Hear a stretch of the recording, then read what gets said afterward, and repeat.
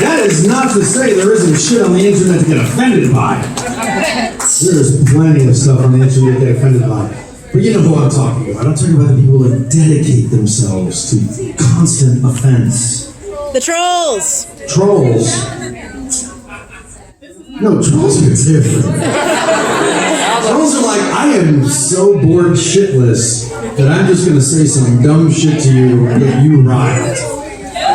But anyway, obviously, there are real issues in the world. Hush, the crowd. A hush fell over the crowd. And then he looked down at his set list and realized, I can no longer read. Oh yes! Well, ladies and gentlemen, this is a really weird phenomenon in my life. I'm in an incredibly, I'm in a very strange place in my life, and it's the best place that I've been in so long. And a lot of that is because of you. Thank you for coming out tonight. Thank you for your support. I have seen some dark times, as you all know, and this is what I mean. There's plenty of shit on the internet to get offended by. I don't stand for bullying. I don't stand for bullying. And again, Jesus Christ, I'm never going to stop talking about this fucking coronavirus. My childhood was spent in fear. My entire childhood was spent living in fear. I refuse to live in fear. I refuse to live in fear. So I was recently in Mexico City, and my neighbor there looks at me. He saw I had like a bunch of bling on. He was like, dude, it's super dangerous here. You don't feel weird walking around with all that jewelry? And I was like, nope. I was like, well, what if someone tries to take it from you? And they're like, well, in the words of Spock, there's always quote Spock when you can quote Spock. It is illogical to worry about what is not. So it has not yet happened, so I'm not going to worry about it. It's like, well, what if somebody pulls a gun on you? And they're like, I'll deal with it when I deal with it. The bottom line is I'm not going to live in fear, and I'm not going to allow people to intimidate me.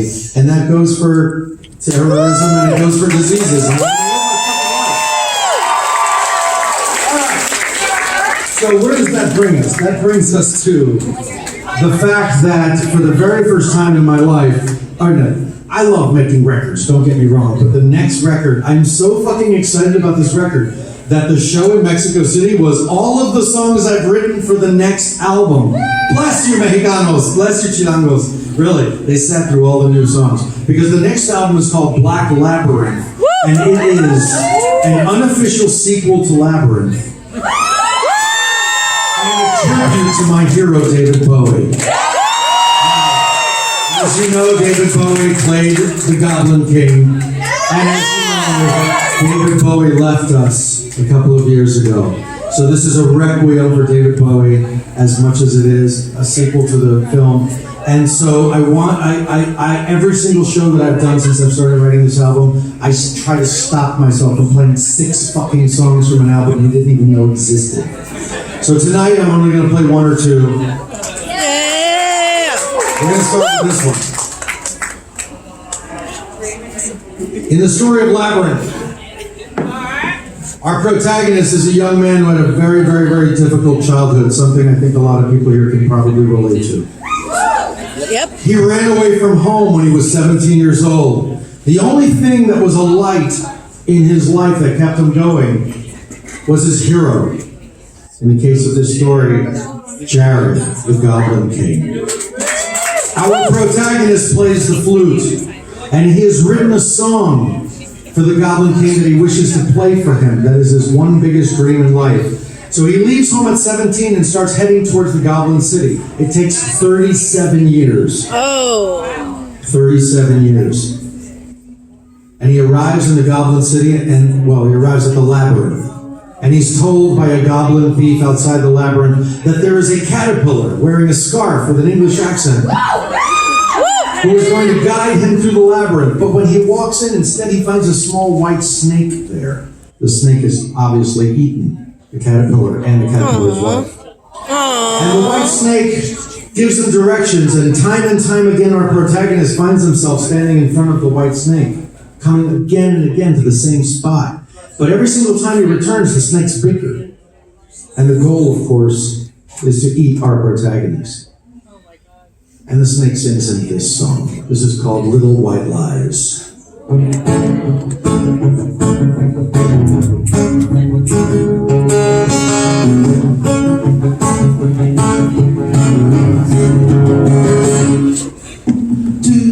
you think you like me, or would you turn and walk away fast? If I told you from whence I came and all the sordid details of my inglorious past, I'll tell you why I'm afraid. Will you leave me for dead, or will you come to my aid? If I don't tell you some pretty words, surely keep you coming my way. I never meant to lie, but there are things we do and say to get by. Little white lies, a small surprise, how big they grow in size.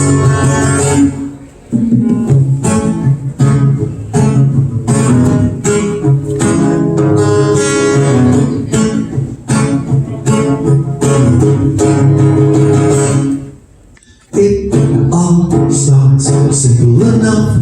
Your present is dark because your childhood was rough, so you shed your skin and you change your name in the hopes of putting air between you and the pain. So grab a mask, fill up the glass, slither like a snake into the masquerade. And you come so far and you feel like a star, and you hope they never figure out who you really are. Never meant to lie, but there are things we do say to get by. Little white lies, a small surprise, how big they grow inside. I never meant to lie, but there are things we do and say to get by. Little white lies we tell ourselves like everything's alright. There's a snake in the wall, it's a wall you walk by, yeah. I say the right words and you're gonna be mine.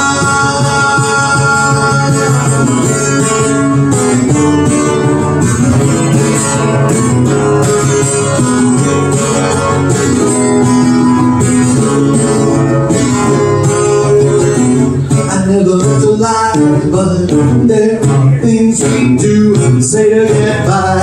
Little white lies, a small surprise, how big they grow inside. I never meant to lie, but there are things we do and say to get by. Little white lies we tell ourselves like everything's alright. I never meant to lie, but I never meant to lie, but I never meant to lie, but I guess I had to lie.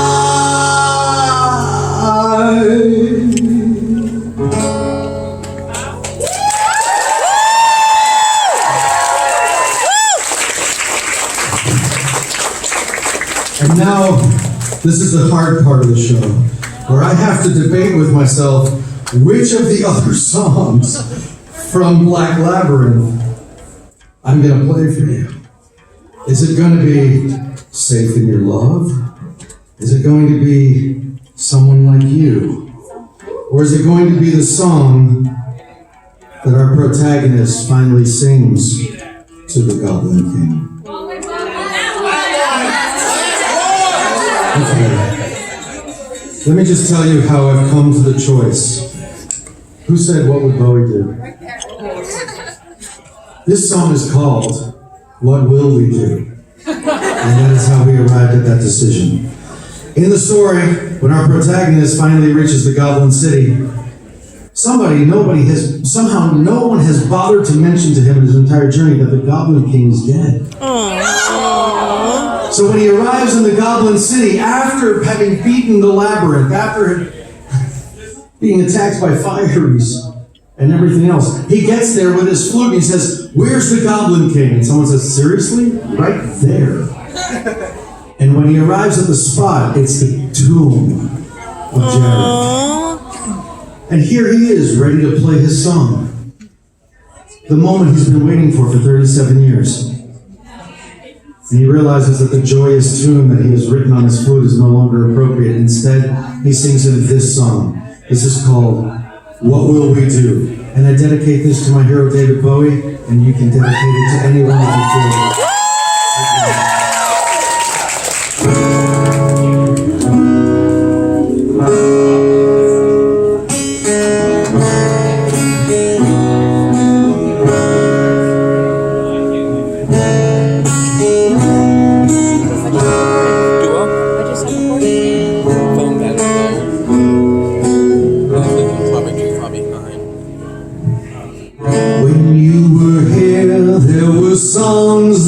sun, and in the sky there was a star. But since you've left us, all the melodies have gone. There's only sobbing in the dark. What will we do? What will we do? What will we do now that you've gone? Who will I turn to when my will to live is lost? How will we ever carry on? How will I ever carry on?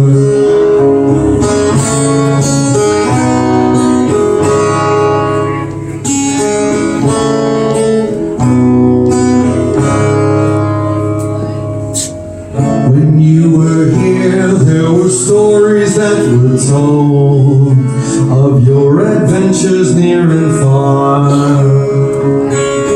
You took us with you in our minds and in our hearts. Now we're just stuck here where we are. What will we do? What will we do? What will we do now that you've gone? Who will I turn to when my will to live is lost? How will I ever carry on? How will we ever carry on?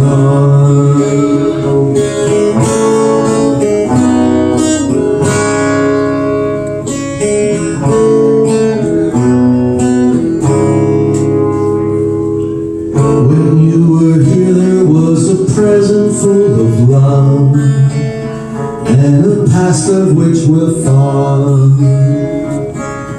There was a future, though we knew not what it was, but with you in it was enough. What will we do? What will we do? What will we do now that you've gone? Who will I turn to when my will to live is lost?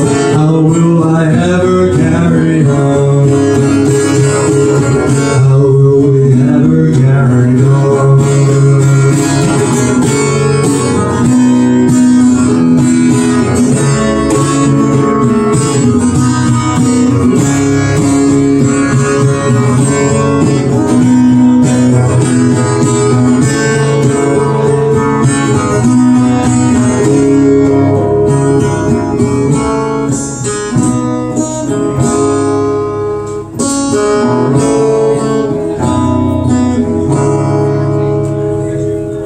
If you were here, you would comfort our hearts, and you'd ask us not to grieve.